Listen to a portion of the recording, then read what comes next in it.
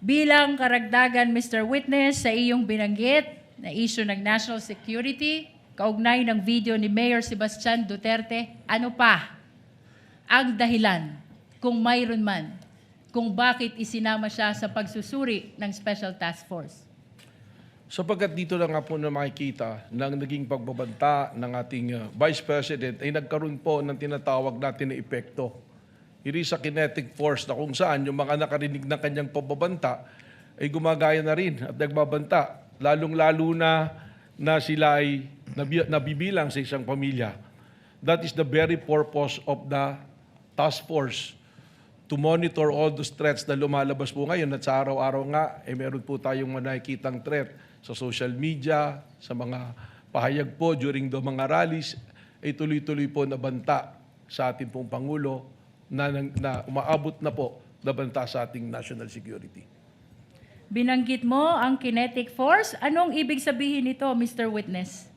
Na yung kanila pong aksyon ay nagkakaroon po ng epekto para kumilos sa mga nakakarinig, ang kanilang mga supporter, upang maghasik po ng ligalig at kaguluhan po sa ating pong bansa at hindi na nire-respeto ang ating pong konstitusyon at wala na rin pong pagtingin sa ating democratic process. Ano pa ang dahilan, kung meron man, bakit isinama sa pagsusuri ang video ni Mayor Sebastian Duterte kaugnay ng Rage Coalition Rally? Objection Yung presensya, as unanswered, Your Honor.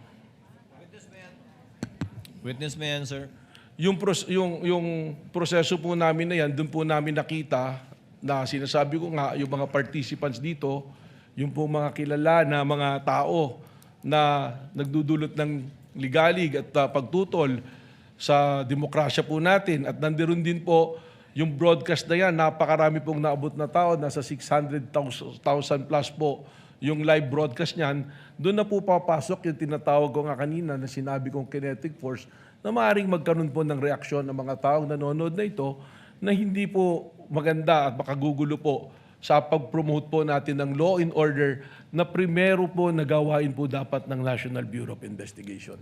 Binanggit mo na may mga kilalang personalidad na nakibahagi sa Rage Coalition Rally. Sino-sino itong mga ito? Objection, Your Honor, irrelevant. Witness may answer.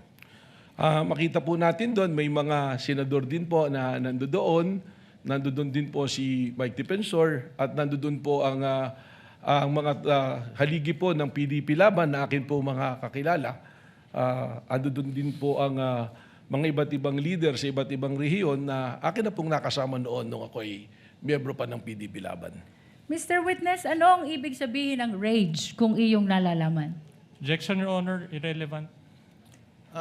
I think Council has already made the connection between the rage, the statements of Mayor Baste, and the statements of the respondent. Witness may answer.